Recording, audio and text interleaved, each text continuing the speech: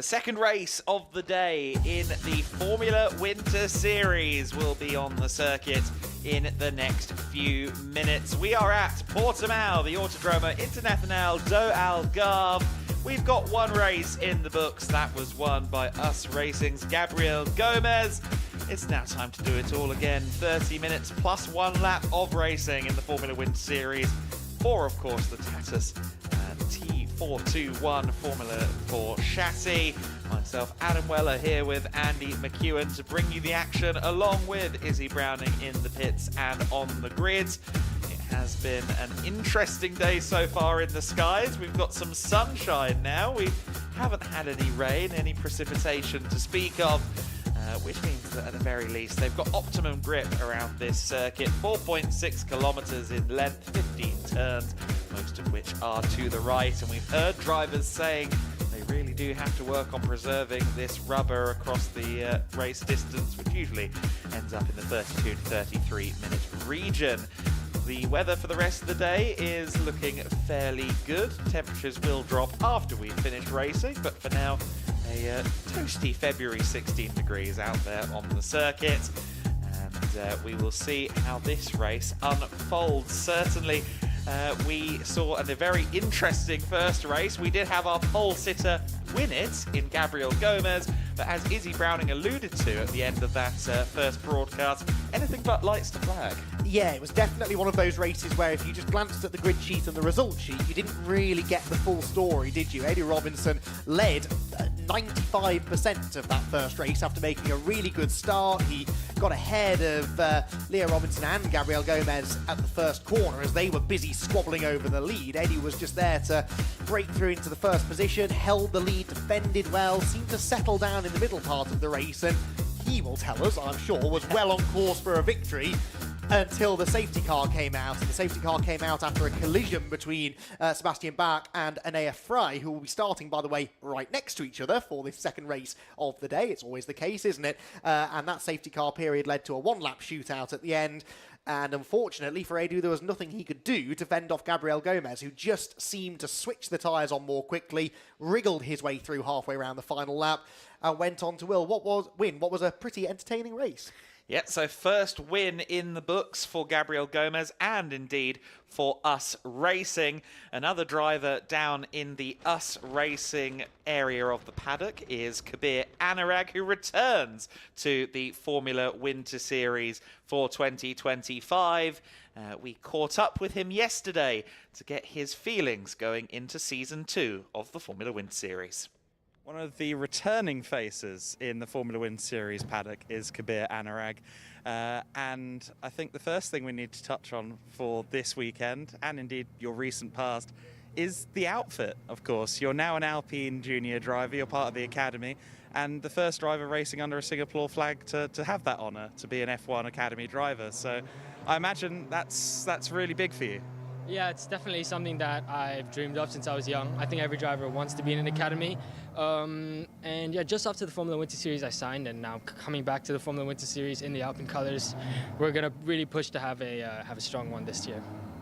And you had a strong season, of course, with us last year. You did very well in Europe during the summer. You've been winning races as well during the off-season, quote-unquote.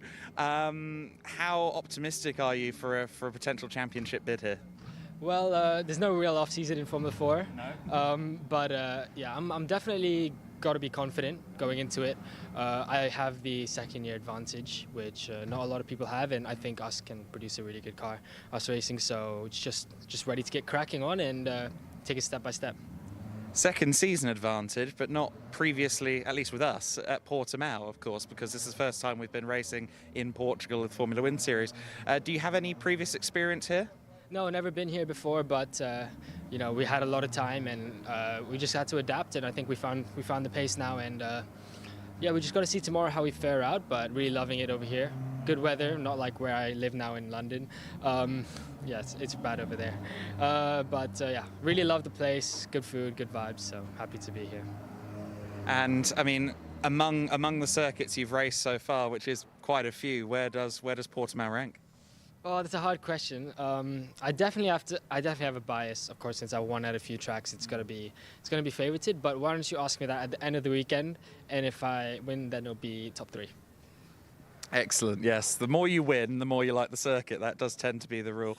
And of course, lastly, there are, plenty of people you've worked with for a while here at Us Racing. You've also got Maxime, who of course you've been a teammate of for more than a year now. Is it nice to have that comfort as well? Of course, it's an advantage to know the tracks and to perhaps know the car, but also just know some of the people. Yeah, I mean, Us Racing, it's almost like a very family feeling. I really love the team. There's really good people here. There's a really nice environment. Charlie's not there anymore, but our little mascot over there is just lifts everyone. So I love being with us, and I'm really glad that if I could be with any team for my second year, it'd be right here. So.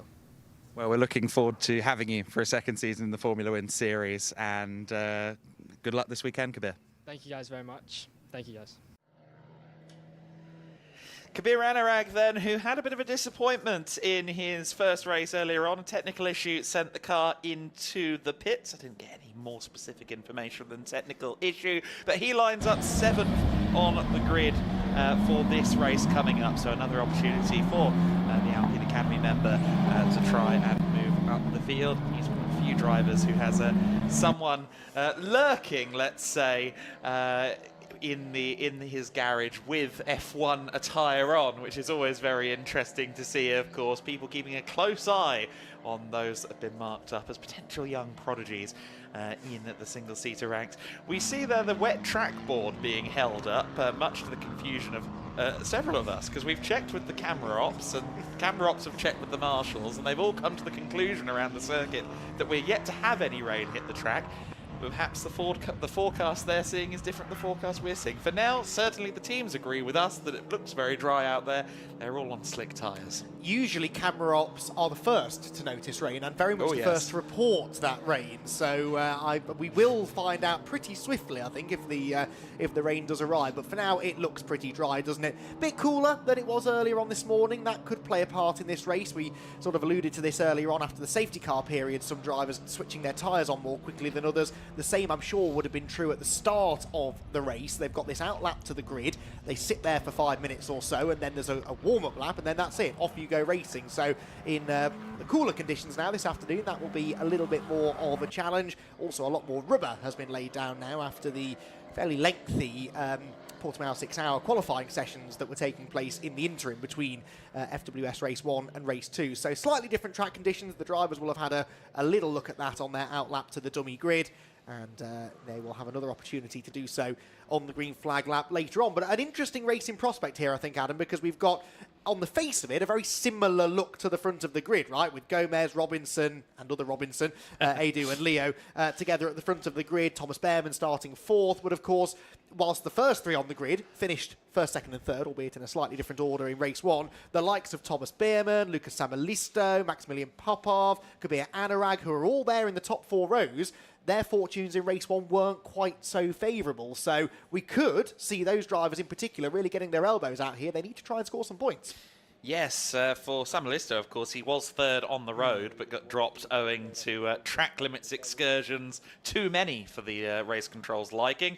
If you exceed 5, you start to get penalties in abundance, as Lucas Amalisto unfortunately found out in the number 8 car earlier on in the day. For Thomas Behrman, it was contact at the first turn and then lost some positions in the scrum on the first lap. Doesn't take much to get unseated, of course, around those first few corners. If you're on the outside line, good luck.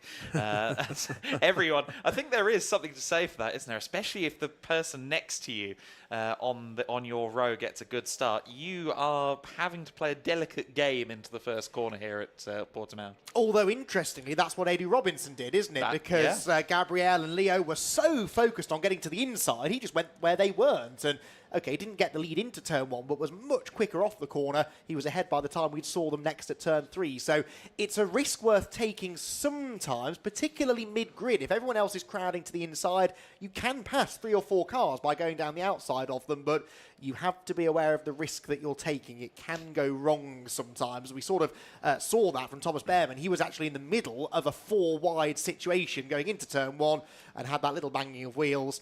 and out wide he went. Right, cars rolling into the grid positions allocated to them then. Let's head down there and hear from some of them, maybe with Izzy. Yes, hello, welcome down to the grid once again for the second race of the Formula Winter Series. The cars have just rolled in behind me. I have to say, boys, you were talking about the weather. It's not raining down here, but it is very, very windy all of a sudden. The wind has just picked up in the last 15 minutes. So maybe something that the drivers will have to factor in this second race. But we are going to take a little bit of a walk down the grid. Once again, Gabriel Gomez is on pole position. He was, of course, the winner of this race this morning, but as the boys were saying, it was not such an easy win for him. Not a lights to flag victory, as the boys were saying, but I am going to come and see if I can jump in with the guy on P2, and that's Eddie Robinson. He was on P2 again this morning, but ultimately took P3. Eddie, you're on the front row once again. What did you learn this morning that you can take into the race this afternoon? Yeah, just try and get a clean start and see where that goes. Try and not lose position in the first lap and see where that goes. And a lot of drivers this morning saying to me that they were struggling with tyre wear around this track. Is that something that you felt as well? Yeah, you started to feel it halfway through the race, definitely, turning towards the right. All right, well, we wish you best of luck in this race. Have fun out there. Right, we're also, sorry, just bumped into the mechanic behind me. Just continue down the grid. We've got the number 6 of Leo Robinson. Of course, he took P2, but I think he'll be wanting a bit of redemption for this morning's race, as he was leading most of the race, but ultimately did not take the win. I think we have got a little bit more time. I don't want to keep the drivers too long because we will be getting on, but I'll just jump in with Thomas. Thomas, we saw this morning you had a bit of contact and then ended up in the pit lane. Is everything okay now? Yeah, all good. We'll see what we can do this race. Hopefully get a bit of a cleaner race. Yeah, it was a tricky race this morning. How confident are you feeling for this one? Yeah, pretty confident. We'll see what we can do off the start and for the rest of the race. All right, wish you best of luck. Thanks for speaking to us. Right, we will continue back. Of course, we've got the Red Bull car of Finn McLaughlin. Now, he was our rookie winner this morning. Had a fantastic first race in F4. Will be starting his second ever race in an F4 car, and I think he'll be one to watch this season, definitely. He had a fantastic race, and as Adam was saying, very much Maciej Gładysz-esque. If you were with us last year, you'll know that Maciej was a very, very impressive rookie on our grid, and I think that Finn might be doing the same. Now, we've got Luca Samalisto here in the number 8 car alongside. Now, he finished P3 on the road this morning, but ultimately did take a penalty, demoting him to P13. He's got the pace to be up front. We shall see if he is able to do the same thing. Now, the cars are beginning to rev their engines and get fired up. I am going to continue down the grid, although I think we are just about to have the 1 minute board to see the number 3 of the VAR. Now, of course, you've seen lots of high-tech and lots of us racing liveries this weekend so far, but of course we do have a VAR livery in the top 10. Always great to see a different mix of teams up there. So that's Max Popov in that car. In the number 3 there. Now, I'm going to keep continuing because I think we've got a little bit more time, although I can see the Marshal getting ready. Another us racing car, the number 71 of Maxime Rem, of course, returning to the Formula Winter Series this year. We've got a couple of drivers returning to the Formula Winter Series, his teammate Kabir Anurag being one of them. Now, the Alpine back driver, as Adam's already said, didn't have the perfect race this morning, but he will be hoping to finish the race unlike this morning in this race coming up now.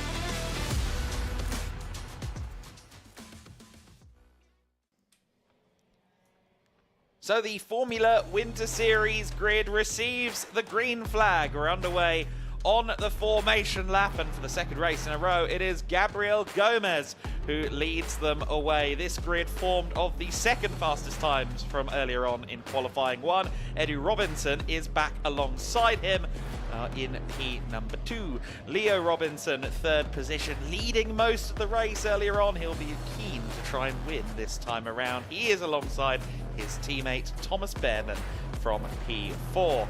Theon McLaughlin in 5th place alongside Luca Samalisto, who'll be hoping, I imagine, to learn the lessons of track limits after the penalties from earlier on. Kabir Anareg's car appears to be missing on the grid. There was a technical issue with the car. I was assured that it would be able to start, but it's not there at the moment. Maximilian Popov, therefore, currently alone on row number 4. Row 5, Maxime Ream. For us racing alongside the AS Motorsport car, Sebastian Bach, the Nordic 4 rookie champion, his first weekend in a current generation F4 car. Enia Fry is next in P11 alongside Andrea Kostic, another of the us racing drivers. Nina Hardeman in 13th place. She is alongside Dante Vinci in the number 66. Bart Harrison in 15th position for Yenza Motorsport alongside Andrea Dupe. And then behind them should have been Kirill Kutskov, but that car seems to be missing as well. Simon Trans, therefore, will be alone on row number 9. Row 10, Alexander Ruta alongside Alicia Balmovsky, who moved up well in the first race, was in amongst the battles. I'm sure she'll be hoping to make some upward progress once again.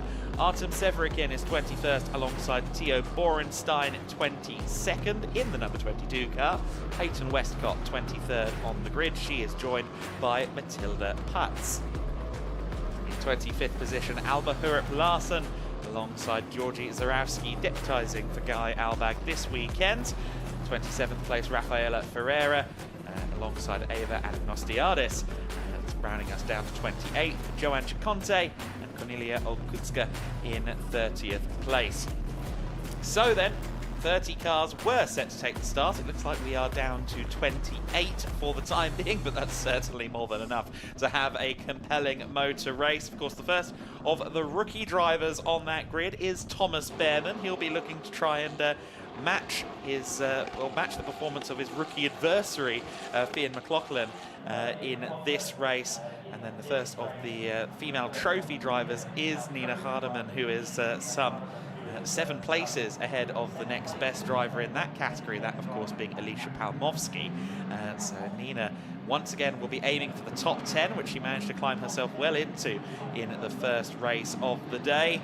Race 2 then, we'll see if we get a different shuffle of the deck this time, even though the front of the grid is similar.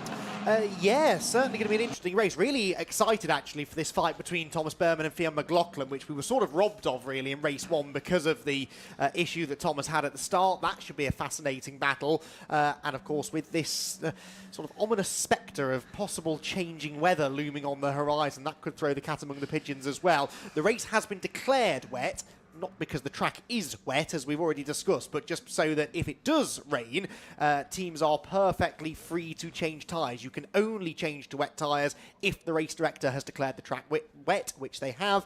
So we could even have pit stops over the course of the next half hour, but let's hope not. Let's hope for a straight race in clean, dry conditions. Kirill Kutskov just rolled past me in the pit lane, so it looks as though Kirill is making his way to potentially take the start from there. Let's see then, as we get ready to go racing, will it be a fast start from row 2 once again, or will it be us racing, dominating down to T1? It's a good start from all parties at the front this time, but the best comes from our pole sitter Gabriel Gomez, or does it? Because once again, Leo Robinson from the second row is a very fast starter. Around the outside, he flies, catches the air. Hopefully that car is undamaged. Looks like it's moving a bit unsure underneath him for now. Fionn McLaughlin, his high-tech teammate there, trying to take a look to the inside and capitalise, but at the very least, the number 6 car remains in third. The 35 has stalled. There was another car airborne as we cut away there. That's Anagnostiadis that we see there stranded,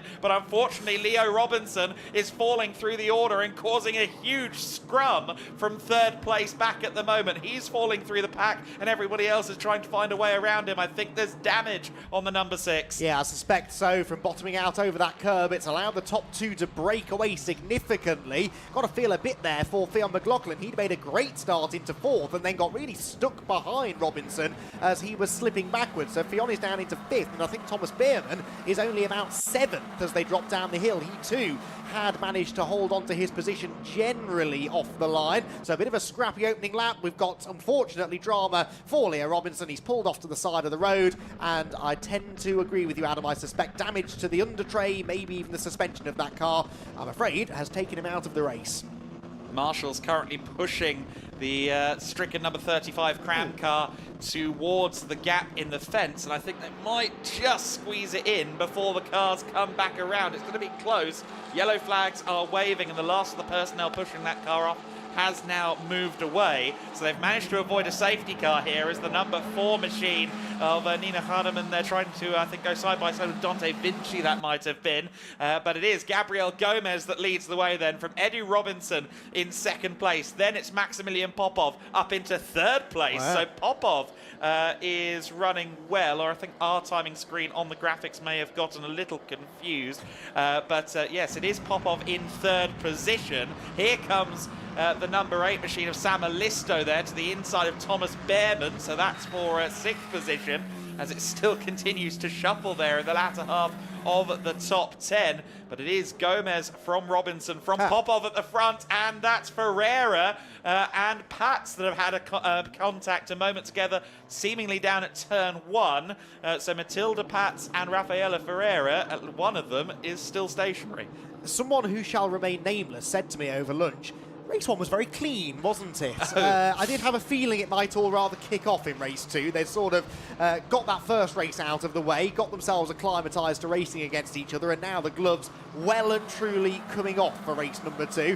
What a start, though, from Maximilian Popov. Started 8th on the grid, 3rd at the conclusion of lap number 1, so he's really picked his way through the dramas efficiently. Thomas Beerman, unfortunately, has gone rather the other way. 8th position behind Anea Fry, who at least is pointing the right way in this one. Lucas Samalisto is 6th. Fionn McLaughlin settled out inside the top 5, and Nina Hardeman back into the top 10 again as we, for the 2nd time today, Adam, go safety car. Yeah, safety car out, so that I imagine has to be to collect the Matilda Pats car, the AS Motorsport machine.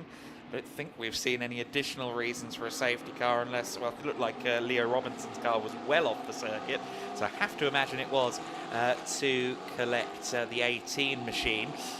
So a dramatic start, a few collisions going on, some airborne moments as this race got underway. Unfortunately, we've lost the driver that led a majority of race number 1, but Maximilian Popov moving all the way up from 8th on the grid to 3rd on the road, 2 laps into the race. Van Amersfoort Racing, I suspect at least a portion of that garage is grinning right now. Yes, I suspect you may well be right. I'm hearing that Alva Anagnostiadis has rejoined the circuit. In fact, we're seeing now that that is the case. The 35 car heading around, I think, a lap down, though. Yes, a lap down from the rest of the pack, but at least able to close back in and get some running in this second race. But 1 or 2 drivers, I think, will be ruining the way that their second race of the weekend has begun. Gabriel Gomez, though, this time got the job done at the start. Of course, looked as though he was going to lose out to Leo Robinson, but that didn't quite pan out that way. Gabriel Gomez will be very, very pleased to have held on to the lead. Eddie Robinson will be a threat, as we saw in the race earlier on today,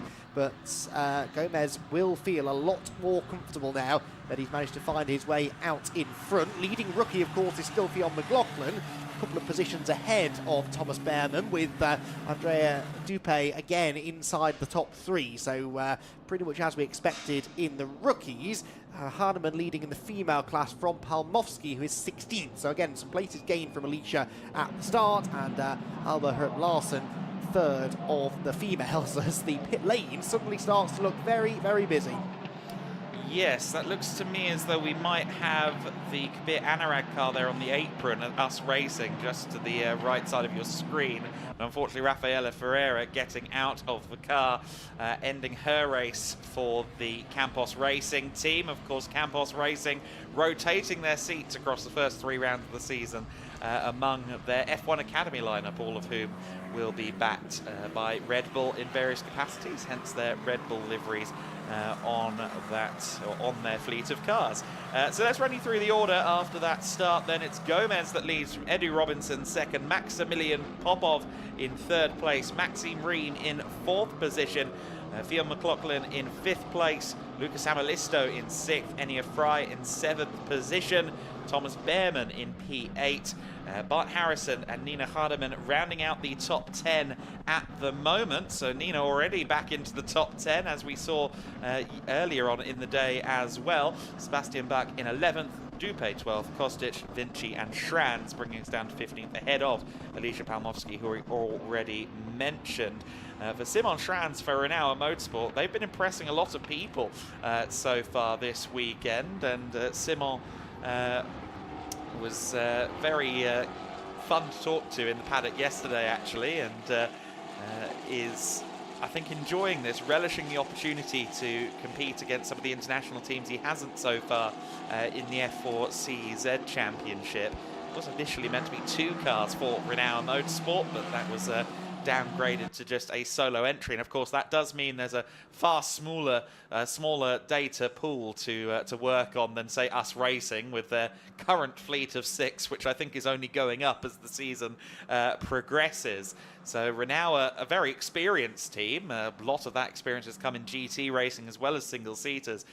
But for those guys to be up in amongst it and fighting potentially for points by the end of this race, if they keep on the upward trajectory, that is very good indeed. We get a replay here of some of the cars and drivers struggling under braking there, locking up. A good few flat spots, I think, were just made on that run through turn 5. Yeah, I was watching a bit of qualifying this morning from that part of the circuit, actually, and it's a really difficult braking zone. Steeply downhill, but quite bumpy as well. Yeah. Very easy to snatch a brake. We saw some of the GT drivers a week ago doing that, and in these cars, even easier, of course, to start locking brakes down there. So yeah, not surprised, particularly on cold tyres, cold brakes, that a bit of that was happening. I think I did spot in the background Leo Robinson already well out of it, though, so he'd sort of checked them all up through turns 3 and 4, got out of the way, and then watched as the chaos sort of unfolded in front of him down into turn 5. But yeah, what a shame that we've lost him. A couple of heavy hitters losing ground too, and they'll all be keen, those who are still running, the likes of, in particular, I think Thomas Behrman, they'll all be hoping for a pretty swift restart here, because Thomas, we saw in race 1, had really good pace, was able to move through the order before he had that sort of mystery visit to the pit lane midway through. And I think given 20 minutes of racing maybe to work with, could still break into the top 5 and maybe yet contend for a rookie class victory. But yeah, I'm hoping it won't take too much longer to get that car out of the way at turn 1. We should be good to go, if not at the end of this lap, maybe at the end of the next one. And we can take another look back here, I think, Adam, at what happened at the very start of the race. Okay, so let's take a look at this again once more. To me, it looked like this time the US racing cars actually got a better start off the front row of the grid, but Robinson was stellar off the line once again, and he decided this time around, no, I'm going to hang it around the outside at turn 1. Unfortunately, he found out the negative of doing that. That bump there, launching the car off to the air, and you could just see him kind of wiggling it afterwards. Obviously didn't feel comfortable, and a few corners later withdrew, and as everybody else kind of scattered to avoid him, I believe a second car went up in the air coming out of turn 4 as well. Didn't quite catch whom that was, but we have had a few cars airborne already. Peyton Westcott in the first race had a similar thing. Now, safety car lights off is the bulletin in from race control, but are they withdrawing the safety car? No. So we are continuing on for another lap.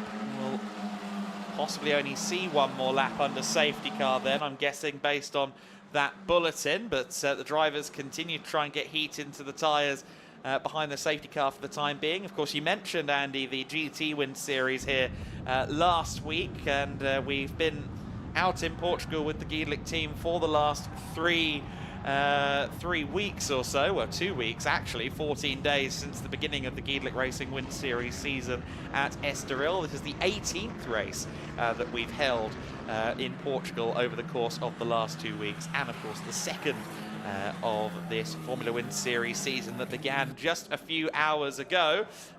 We're seeing that the safety car will be in this lap, which is very good news, and less positive news for Fionn McLaughlin, who, as you just spotted, Andy, seems to have front wing damage. Yeah, the left-hand side of the front wing was wobbling in a way that it wasn't designed to. It's not looking as loose as if it's going to fall off, but that certainly will have an effect on his aerodynamics. You can see there the left-hand side of the Red Bull car, that front wing just wobbling a little bit loose. So he's had some contact somewhere. We know not where, I don't remember seeing him getting caught up in anything, but of course he would have been right behind Leo Robinson as he sort of bounced back onto the road.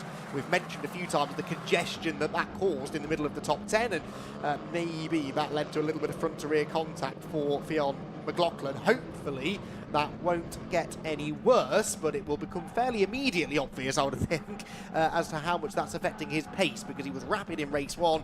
If he starts slipping backwards, we have to imagine that wobbly front wing is having that effect. Yeah, certainly not ideal. We've seen before these F4 cars a little less aero-dependent than some of their larger, more powerful cousins, of course. I seem to remember one running completely sans rear wing at one point last year and not being that much slower. Speculated as to whether they could get away with doing that at Monza.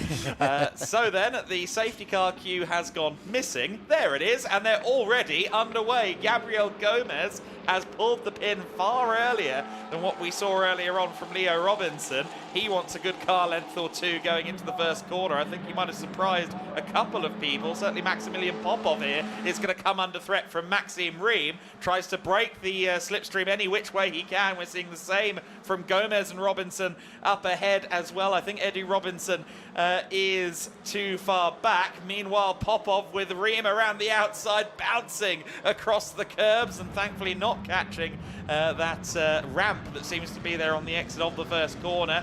McLaughlin still there in 5th place. Thomas Behrman trying to find his way back around Enya Fry as well.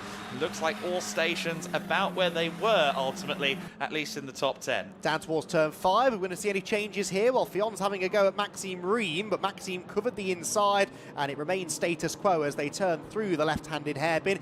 Really smart restart that from Gabriel Gomez. We saw in the race earlier on today, Robinson went really late and was immediately under pressure when he got to turn 1. This time, Gabriel went early. It meant that Eddie Robinson had to follow him at full speed through the last corner.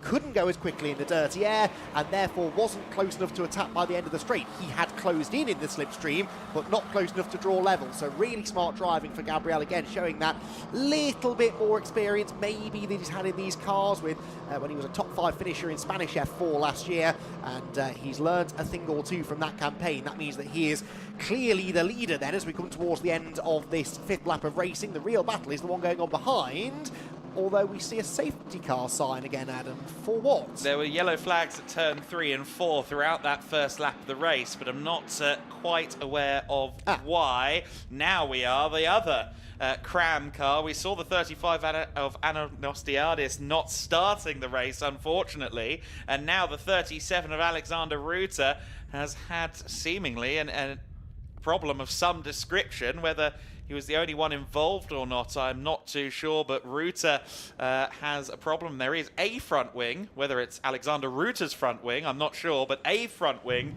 at turn 3. Yes, okay, so that obviously happened a little bit further down the order than we were focusing on, but the Mercedes safety car awaits the field again, which is just making its way past our commentary position, and Gabriel Gomez thinks, great, I've got to do that all over again now. Nailed the first restart, and of course, Eddie Robinson, you have to imagine, will be expecting that now, so this is where you have to, as the race leader, get a little bit more inventive. We've got Dante Vinci, Andrea Dupé, and Rafaela Ferreira in the pits. Ferreira's been there for a while, but Vinci and Dupé only just heading in. Perhaps the following replay might help us piece together what happened. Let's take a look then. This is coming out of turn 3. Oh, okay, that was a heavy hit there to the side of, was that to the side of Dupé? Possibly. So I think turn 4 is where the actual impact happened, rather than turn 3. Oh, Theo McLaughlin's front wing is now coming entirely unglued from the front of the car. If we have a look as he comes over the hill, it was actually fully sideways. Theo McLaughlin's car is going to have to make a visit to the pits. That wing is about to completely detach. Yeah, that's a shame. So even half a lap at full racing speed, and the little bit of the wing that was hanging on, the left-hand side attachment, has sadly given way. So Theo McLaughlin, yeah, no way he can continue like that. He will probably be brought into the pit lane anyway by the race officials, because that will be obviously a dangerous situation if he were to get back up to full speed. I think we can take another look back then at that incident, Adam, that has brought out the safety car. We'll try and absolutely identify who was involved. Okay, so the Maffei Racing car got tagged into a spin there. That was Borenstein that seemingly made the contact there with Ruta. Not too clear on how Andrea Dupe was involved in that as well. Maybe collected the Maffei car as it was spinning because it didn't go into the gravel.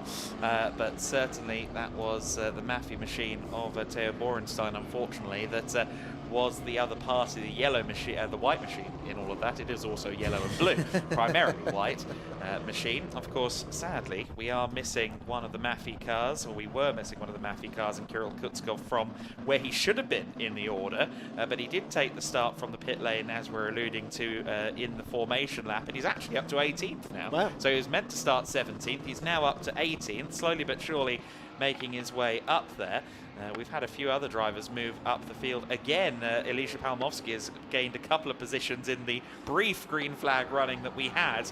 She's now up to 14th place, which means she's 4 places back now from Hardeman, as well as the leader in the female trophy class. So that is potentially something to watch. Now, Theo McLaughlin really should be coming into the pits, and unfortunately the car continues on. I suppose perhaps the mentality is keep it out there until you're told to bring it in, but surely that telling has to come soon.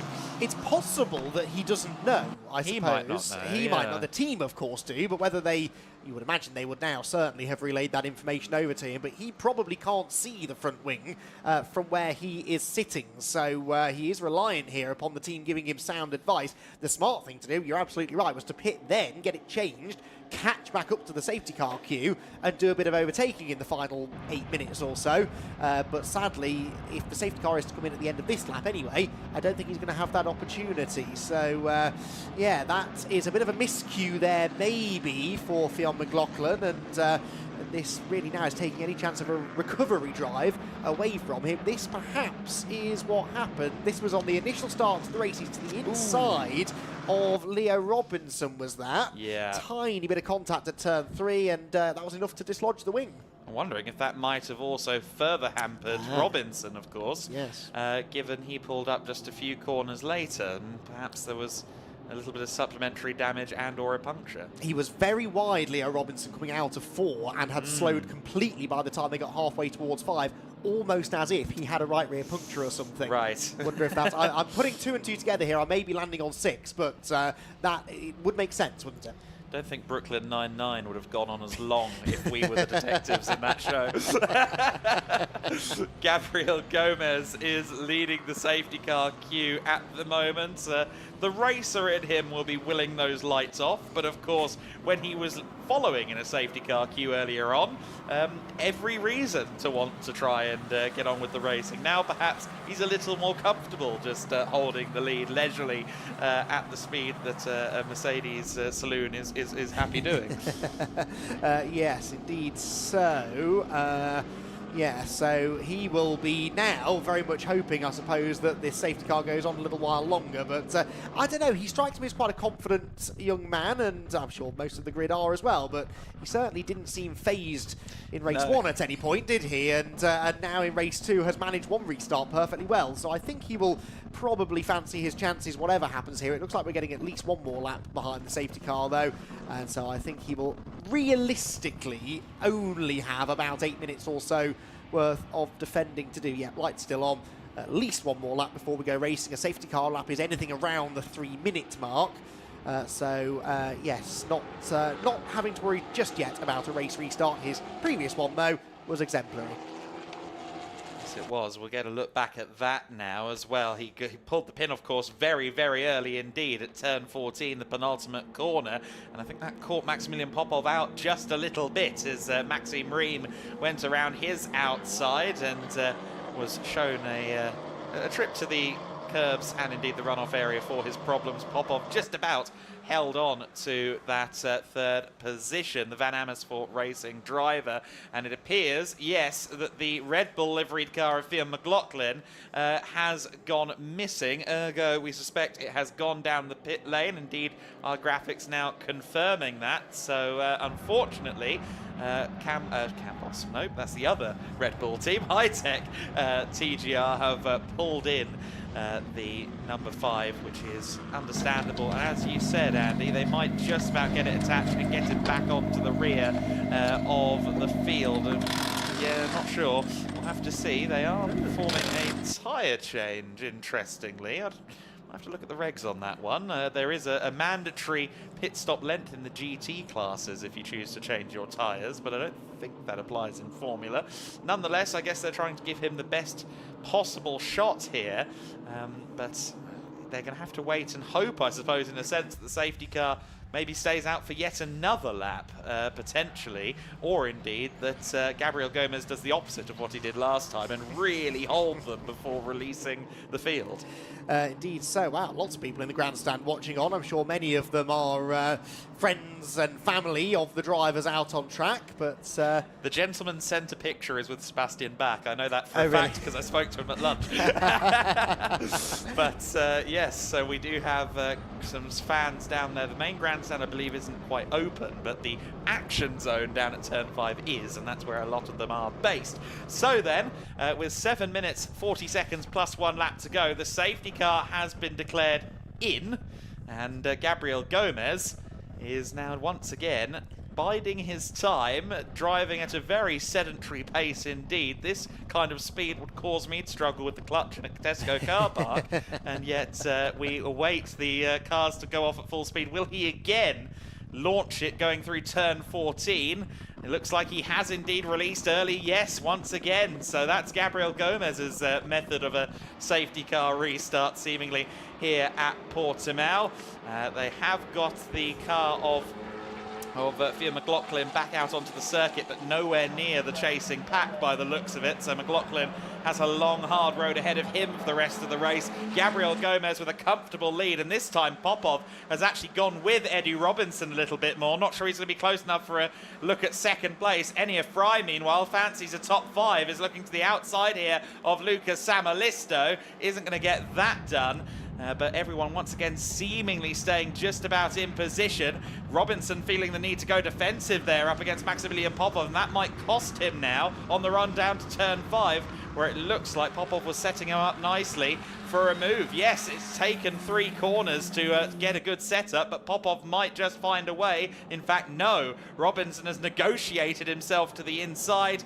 Popov will remain in third for now, or will he, Andy? Well, let's see. I was expecting Eddie Robinson to show him the edge of the road there. Popov, I think, had actually already sort of backed out of that situation sensibly, and is therefore right back on the gearbox of the US Racing car as they turn up through turns 7 and 8. And back up and over the hill they will go. Yeah, Fiona McLaughlin about half a lap, I think, behind the safety car queue as the race restarted. So his chances of gaining any real positions in this race looking pretty slim, but towards the sharp end, there are some battles to be resolved over these final 5.5 minutes plus 1 lap. Gomez has gone. That was another brilliant restart. Adi Robinson again struggling a bit more than Gomez on cold tyres. And so Popov, Reem, Samalisto and Ea Fry all queuing up behind as we come towards the end of the lap. Simon Schranz there on the outside line. Alicia Palmovsky up into the top dozen now. Alicia 12th position after the restart, has gained 1 place at the expense of Simon since that restart a lap ago. Can she get into the top 10 by the end of the race? If there are more shenanigans up the road, you wouldn't bet against it. Yeah, she was analytical and perhaps a little frustrated earlier on in the week trying to figure out the car. Seems like she's got it in race pace though. Maxime Riem, meanwhile, with a good run out of the final corner, is challenging Popov once again. Popov trying to now hold on to this third position against Riem, the number 3 in P3, but let's see if that lasts. Further back in the field, this is Nina Hardeman trying to move through again. Bart Harrison, who has moved forward once again in this race, as he did last time, really with at least 3 or 4 cars on his bumper at the moment. And then in the second pack, or third pack there as well, about 6 cars dueling for positions as well. It seems that we split off from each other a little bit in the first lap, and then it all kicks off for whatever position you find yourself fighting for. Yes, at the moment that is third position, and Maximilian Popov with a big wobble there through turn number 7, went in on a very tight line and I think maybe caught the curb a little bit. So Maxime Riem now has the run up and over the hill. Is that going to come to anything though when they get to the bottom of said hill? Ooh, very nearly, but still no way through. And of course he's got to be careful. If he goes for a move that doesn't work, he could lose out to Luca Samalisto. It was Popov though who made another mistake there through the right-hander, ran wide over the curb. It continues to stack this group of cars together. Samalisto, Fry and Thomas Behrman all a part of a 5-car fight for a podium place. Fry to the inside there of Samalisto into the penultimate corner. Did that work? Well, Samalisto is wide but does not relinquish the position. Brilliant racing here between this group, but you do get the feeling, don't you, that the lid of the pressure cooker could be about to blow off. The last 30 seconds did not go in the way that I thought it was. I thought for Popov having that error, that would be a tell and everyone would pressure and find a way by, but instead here comes Samalisto challenging his Us Racing teammate Maxime Riem.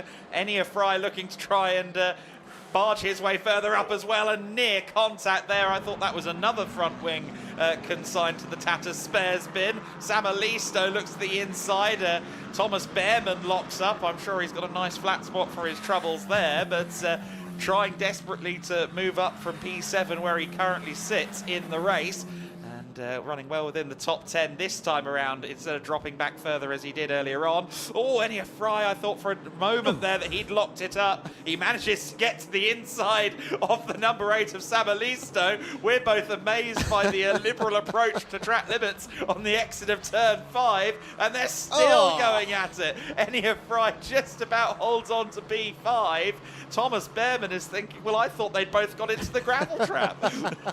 But that was phenomenal racing. As you said, not quite within track limits, but hey, who cares? That was really good fun. And Luca Samalisto then taking advantage now with another big dive up the inside of Enia Frey, trying to get that position back. It was Frey, sorry, who took advantage, gained the place, but almost loses it. A couple of corners later, keeps it for now. Thomas Behrman thinking, right, well, which way can I go to try and gain out of all of this? The outside line is where he goes. That becomes the inside for the penultimate corner. And Thomas Behrman tries to get past Luca Samalisto.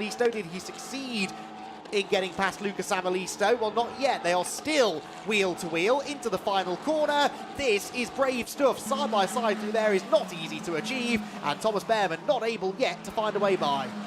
Very impressive from both parties to have negotiated that successfully. Behrman looks like he might be ever so slightly closing again. Let's see if he can move for it at turn 1. Samalisto feels the need to cover off the inside line. Behrman might get a good run out of this, gets slightly crossed up on the apex there, but carries his momentum well all the same. Now to the outside at 3, and he's going to try and fold in here for a good run at 4.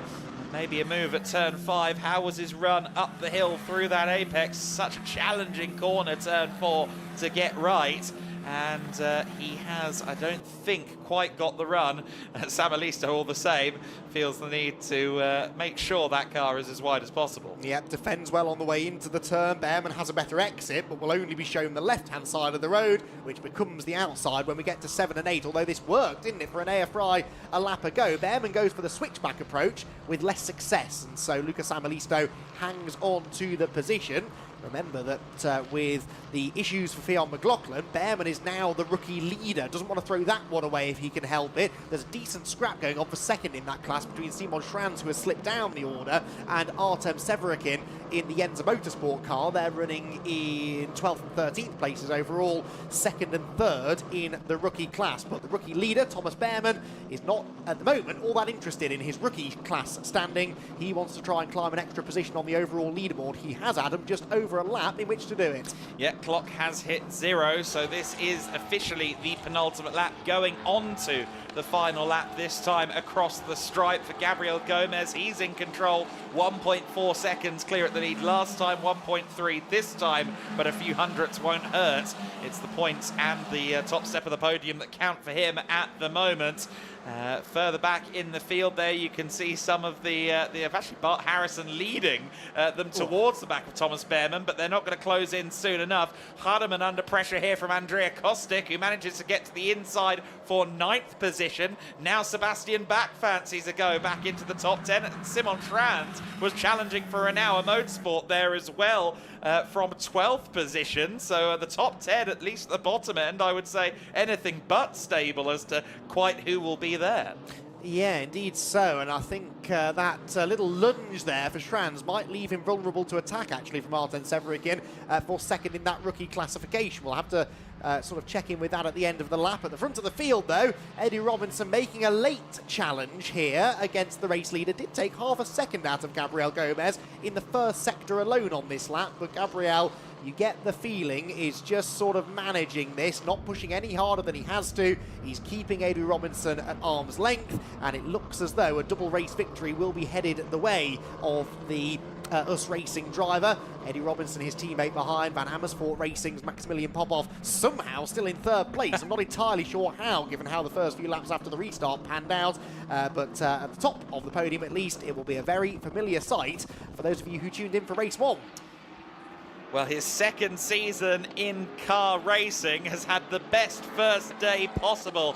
Gabriel Gomez with US Racing is going to make it 2 from 2 in the Formula One Series of 2025. Winner of the race is indeed Gabriel Gomez. Eddie Robinson taking P2 ahead of Maximilian Popov, rounding out the podium places. In 4th position across the line then will come Maxime Riem. It seems as though just about everywhere else stayed stable. In fact, no, Nina Hardeman lost out on the top 10. Sebastian Bach moving up to 10th position, and Andrea Kostic from 11th place on the penultimate lap to 8th place by the end of the final lap. So in 1 lap, 3 places. Not bad going from the US Racing number 10 driver, but it's Gomez from Robinson, from Popov, Riem from Enya Fry, your top 5, Lucas Amelisto, Thomas Behrman, Andrea Kostic, Bart Harrison and Sebastian Bach, then your top 10. And that is a very, very good race that we've just put into the books there. And to Andy's point on the final lap, Artem Severikin did get past for 2nd in rookies at the expense of Simon Schranz on that final lap as well, in amongst that top 10 scrum that we had. First podium of the season then for Van Amersfoort Racing, and Maximilian Popov showing himself off very well there indeed. The Dutch team combining with a new driver for them for this season in the form of Popov.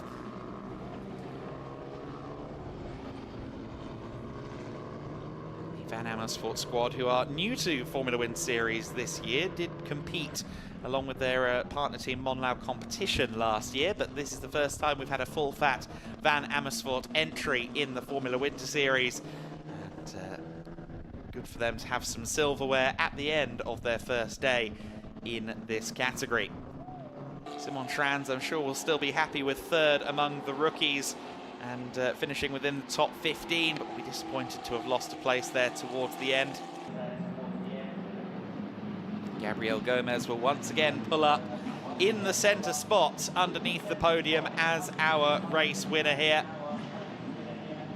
The Brazilian fans will be delighted to watch that. I know there are a few Brazilian single-seater fans watching out for the next superstar to come from within their borders. Gabriel Gomez with 2 wins in 1 day, certainly kicking off 2025 swinging. There is Maximilian Popov. He wins the race at least to get to the podium. Eddie Robinson, the distinctive Spanish flares on his car, the dual nationality driver of Spanish and British descent. But Gabriel Gomez came up through karting in his native Brazil, moved over to Europe and continued winning championships from there in karts, and is now winning races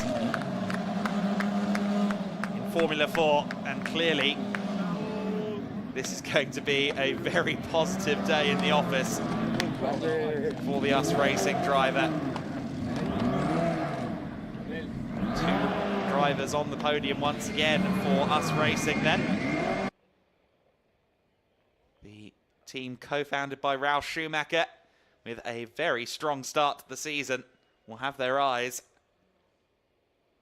on a championship once again in the Formula Wind Series, which they won back in 2023.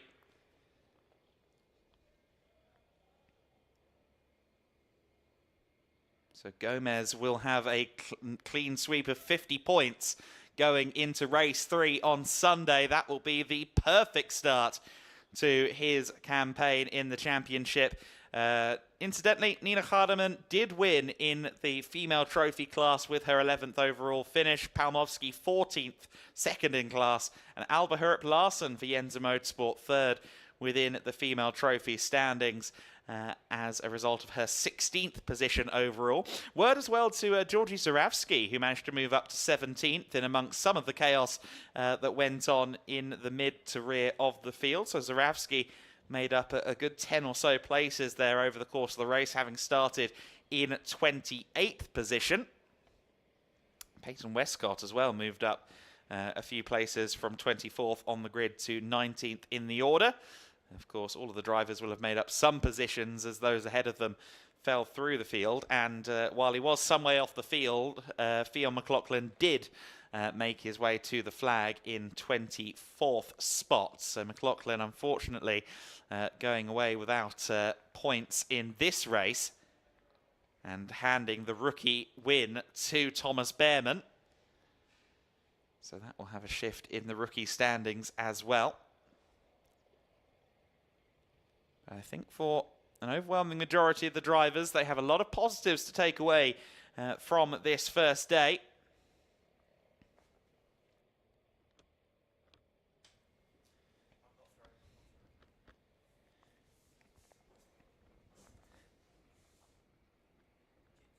Enya Fry in 5th position. I think Yenza Motorsport will be wearing some smiles this evening down there. That's the best result for the team, or for Enya Fry at least, in his Formula Wind Series tenure with the team. They did get some good results in 2023. But for Enya Fry, that is the best finish for the team in the Formula Winter Series. Yenza, the team that have got over 30 years of history in single-seater competition.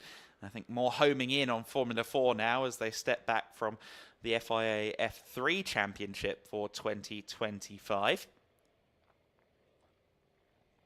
And with the lineup of Fry along with Harrison, Severicken and Larsen, they're hoping for some good results.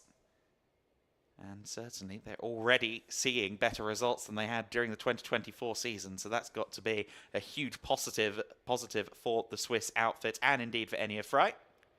Can see the drivers making their way back from the podium. I understand that the winning drivers have all been sent off to the weighbridge. So Izzy is just wrangling them back towards the podium at the moment, both for the sake of interviews and, of course, for...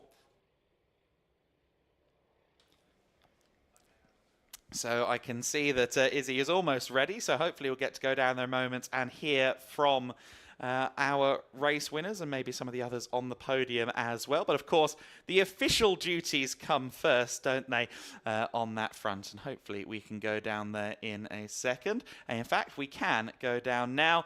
Imagine Gabriel Gomez is going to be down there with Izzy. They do indeed. Of course, the driver's being whisked away from me to go and do the important weigh-ins before we could do these interviews. But Gabriel, congratulations, 2 for 2 today. More commanding this time than this morning as well. Yeah, it was a really perfect day for us. We managed to do a really good race now. The start was not good, to be honest. Robinson put on the outside in T1, but I managed to keep it in P1, and then was not an easy one because we had many safety cars, but we did really good restarts after the safety car, and the pace was super. The car was unbelievable, was everything perfect. Everything was very good, and the pace was just insane. I pushed a little bit, and I could pull away a lot, and then it was just to manage the tires and everything for we can fight tomorrow again for the win. Yeah, you mentioned the safety cars, obviously 2 of those in that race, 2 quite long safety car periods as well. We did see you go very early on the restarts of the safety cars, something that was different to what Leo did this morning. So did you maybe learn a little bit from that of how to not put yourself under so much pressure? Yeah, I think so. Like this morning I overtook him, and then I said I cannot do the same. I tried something different, and it works really good today. And all right, well, good learning, and one more race tomorrow. So what do you think is possible for that? I think tomorrow we start in P2. It will be not easy for sure, but we will try again the maximum as we can for we fight for the win again. All right, well done today. Go out to the podium, go enjoy it. Congratulations. There is our race winner. I'm going to see if I can find some of the other drivers, maybe our P2 and P3 if they've come back from the weigh-in. Hopefully they haven't already run off to the podium. Never mind if they are, Izzy. It's great to hear from Gabriel Gomez, our race winner for the second time. I'm a bit taken aback by just how analytical and unanimated he is at the conclusion of a race.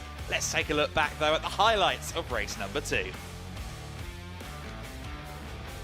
So as the lights went out on top of the gantry, it was once again a fast start from the second row. The number 6, Leo Robinson, had a great run on Gabriel Gomez going through the first corner. He would hang it around the outside, and unfortunately he would get airborne. That car was seemingly okay after the initial impact there, but then we would see him make just a little bit of contact with Fionn McLaughlin. That would send the Irishman's front wing askew. It would seem a puncture as well for the number 6 car. We also saw there one of the Cram cars stuck on the grid, Anna Stogniadis, unfortunately starting a lap later after being pushed back behind the pit wall as Leo Robinson withdrew from the race. It was all kicking off in the first lap. Eventually, it would lead to a safety car. There were some more negotiations further back in the field. The AS Motorsport cars in amongst it as well. A bit of a lock-up there for Alicia Palmovsky as she tried to move through the order. Meanwhile, her teammate Ferreira making contact with Matilda Pats, and that unfortunately resulted in our first safety car as Pats was unable to take the car back into the pit lane. Meanwhile, Rafael Ferreira had to get out in the pits, unfortunately. A sad end to her second race of the day.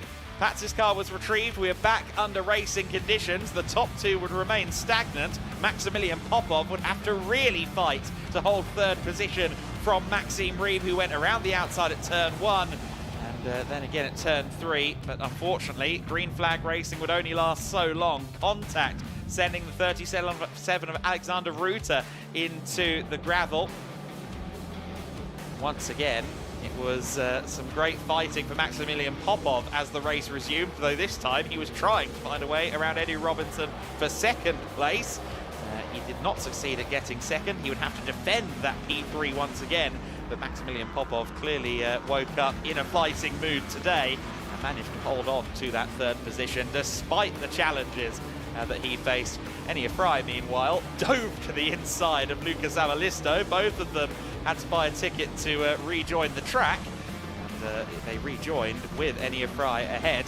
Thomas Behrman would then sense an opportunity to get around Samalisto, one which it looked like he was going to take. He did take for a while, but would ultimately end up behind Lucas Amalisto. Simon Schranz, meanwhile, trying to make up places, and would end up costing him up against Severikin, who was lurking behind. But Gabriel Gomez claims a second consecutive win of the season in the Formula Winter Series. Some drag races further back. That was between Nina Hardeman and Sebastian Bach for the final spot in the top 10.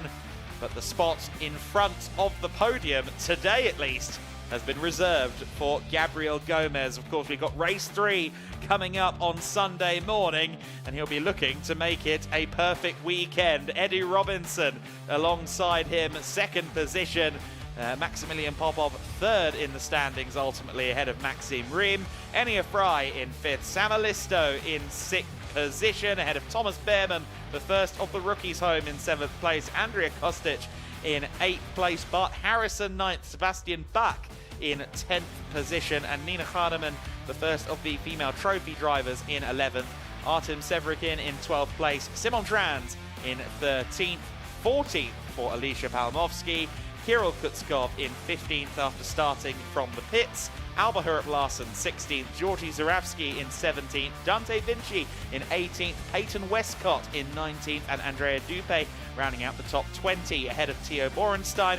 Chikonte Olkuchka in 23rd place, 24th position for Fionn McLaughlin, 25th place Anagnostiadis, 26th place, unfortunately non-finishing the other cram car of Alexander Ruta, Rafaela Ferreira and Matilda Patz both withdrawing after their contact in the early stages of the race. So for Gabriel Gomez and for us racing, it is time to celebrate once more. The second podium of the day begins now with Andy McEwen. Thank you, Adam. Podium time once again for the Formula Winter Series after another entertaining race, the second of the weekend and the second of the season. We'll start again with the best female driver in the race. It's a double win in the category for Nina Hardeman. Congratulations onto the top step again for Nina. Second win, 11th place overall that time, not quite inside the top 10, but another solid run for the high-tech driver who collects her second class victory trophy of the weekend. And trophy held aloft once again for the photos to be taken. And once that's done, we'll dive in and have another chat with Nina after a really solid result once again in the class. Nina, congratulations, double win in the class, but again, in and around the back end of that top 10 battle, and that's where the excitement is, isn't it? Yeah, the start was a bit messy. We got a few places, so that's good. But then in the end, I was struggling with the tire grading a bit, so I lost 2 places, unfortunately. But still a solid race coming from P13. That's interesting then, because it was cooler for race 2, wasn't it, than race 1, and yet tyres were still an issue? Yeah, I put the Q1 tires on, so they were a bit grained. I grained them a bit, so they were not the best, but we knew that from the start. 2 wins in the class, and again in and around that top 10. What's the chances of another top 10 maybe tomorrow? Tomorrow I have to start from P15, but definitely top 10 is the goal.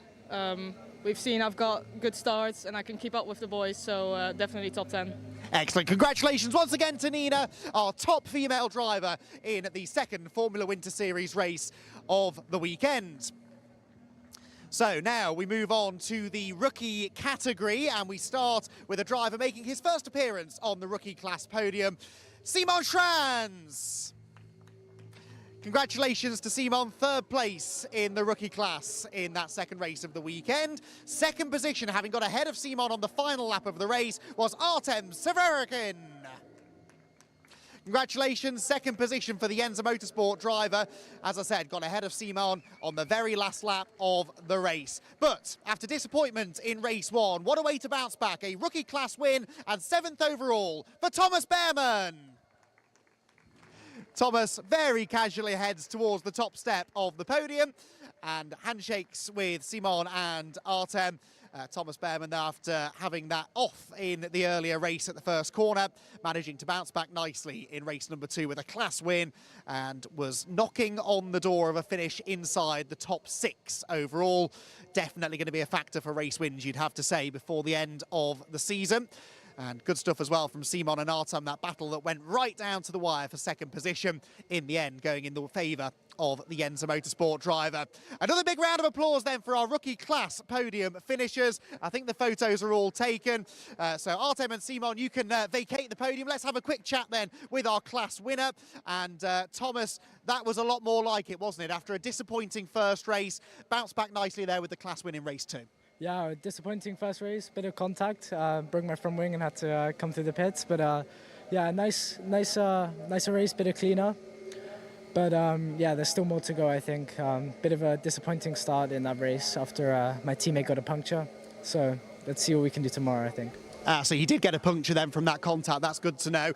It's so difficult though, isn't it? Starting sort of middle of that top 10, anything can happen through turn one. Is there much that you can do to sort of plan what you're going to do in the first half a lap? No, I think it's you take it as it comes for the first lap. It's there's no way to plan it at all, but that's just how it goes. Excellent. Well, I won't ask you what the plan is for tomorrow, but hopefully another race win in the class for you. Give it once again for Thomas Behrman. So on now to the winning team, and again a very familiar sight after they did so well in race one. It is another victory in the Formula Winter Series for US Racing. Adrian Raffles from the US Racing team heads on to the podium to celebrate a double win for the team. He will be joined by our top 3 drivers overall. In third position, a first podium of the season for Maximilian Popov, who gets a big cheer from the Van Amersfoort Racing team down below. A very popular podium finish for him. It is, though, a second podium finish of the day, one step higher this time for our second place finisher, Eddie Robinson. Eddie runs out onto the podium to celebrate half of an US Racing 1-2, because it was exactly the same winner as we had in race one, albeit in a slightly different fashion this time. Give it up, everybody, for our double race winner, Gabriel Gomez. Gabriel heads once again to the top of the podium. US Racing, the team to beat so far in the Formula Winter Series here at Portimao. And now the national anthem of the winning driver.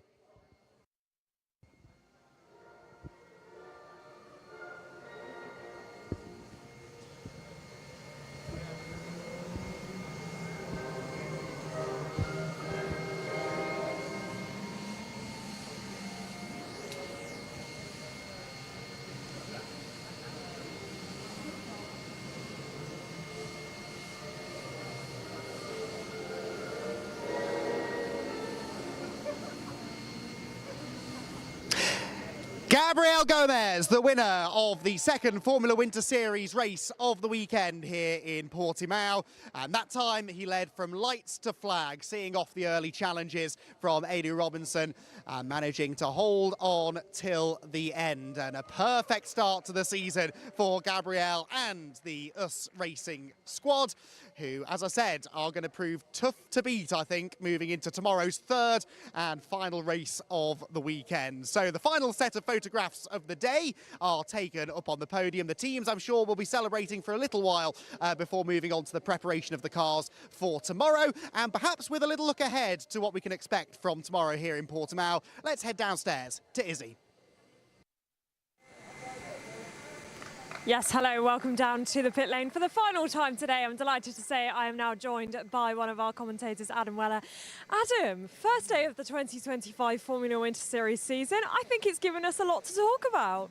It really has, hasn't it? We've got one driver making his intentions very clear up there at the sharp end, but also a healthy mix of teams up there as well. Van Amersfoort taking the challenge to the ones who are really here in numbers, of course, being US Racing and High Tech. And good to see some of Yenza Motorsports drivers up there as well. Enia Fry in the top 5, loved seeing that. And yeah, in general, I think it's a day that tells us we're going to have an entertaining season. Yeah, you're absolutely right. I mean, the day sort of, well, I say dominated, but not so much in the first race by Gabriel Gomez. Andy, I can see that you're on my right. You've made it down from the podium. But yeah, 2 for 2 for Gabriel Gomez. So a great day for him, really. Couldn't have gone any better. I mean, at the start of the day, to the best of my knowledge, he had not won a race in single-seaters. He's now won 2 in one day, and that's just a huge confidence boost. Know you can do it and then have it immediately validated a few hours later. He's going to come into race 3 with a lot of confidence. Absolutely, and of course, some people for whom the day would have been a positive, but for someone like Leo Robinson, yes, a P2 this morning, but sort of feels like a day of what could have been almost.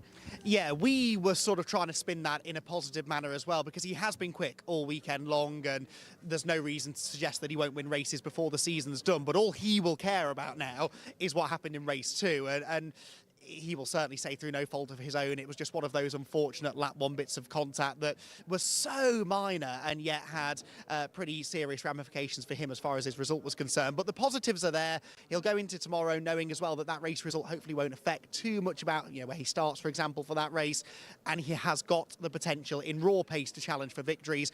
He will be painfully aware, though, of the points lead that Gabriel already is building on the rest of them. They've got one more race tomorrow and not that many more rounds over the course of what is a short season to try and bounce back from it. So, yeah, going to be an interesting day tomorrow for sure, and he's one of several drivers, I think, who will be looking for a bounce back. Yeah, definitely. And of course, a mention for some of our rookies, of course, some of them taking their very first starts in F4 racing, in car racing today. Of course, Finn McLaughlin being one of those. He took the rookie win this morning. Thomas Behrman, not his first start in an F4 car. He had a couple of rounds last season, but to take the rookie win there, it's impressive rookies all day. Yeah, great start. And of course, Thomas with 2 positive qualifying sessions as well. So he'll be starting well again on Sunday morning. He's got to start P4 on 2 occasions. He's been in amongst the battles all day. That's positive learning for him, if anything. And as you said, a rookie win to conclude his first day of the season. I think the young man has a lot to be positive about. And as we were saying, a remarkable sound-alike of his brother. And if he's anything like his brother in F4 cars by the time we get to the summer, he's going to be all right. I think so too. And then finally, Andy, I mean, you've spoken to her quite a lot on the podium today. A mention for Nina Gademan because she's had a fantastic day. I mean, top 10s and really looks like she's had a step forward from last season now being with the high-tech team. 100%, yeah, really impressive stuff. Just missed out on the top 10 in race 2, but I think she could be very satisfied with how today has gone, really. She showed some great racecraft, really, and that's the thing that I always look for more in this kind of junior single-seater category style of racing. The pace is great, but once you get into a real race, that's where you find what you're made of, and she showed some really good racecraft, read some situations ahead of her really well, and managed to pick up a few good positions. Also nice to see Alicia doing a little bit better today. She sort of had her head down a little bit, you sensed, after testing yesterday. Right back up there again. And again, another whose racecraft far outshone her raw qualifying pace. So that really is where it counts. You can qualify wherever you like, but if you can finish towards the pointy end, that's all that we really remember at the end of the weekend. Exactly. Well, a fantastic first day of the season for the Formula Winter Series. And the best part is we've got one more race coming up tomorrow. That will be at 9 a.m. So make sure you join us then. It's goodbye for now.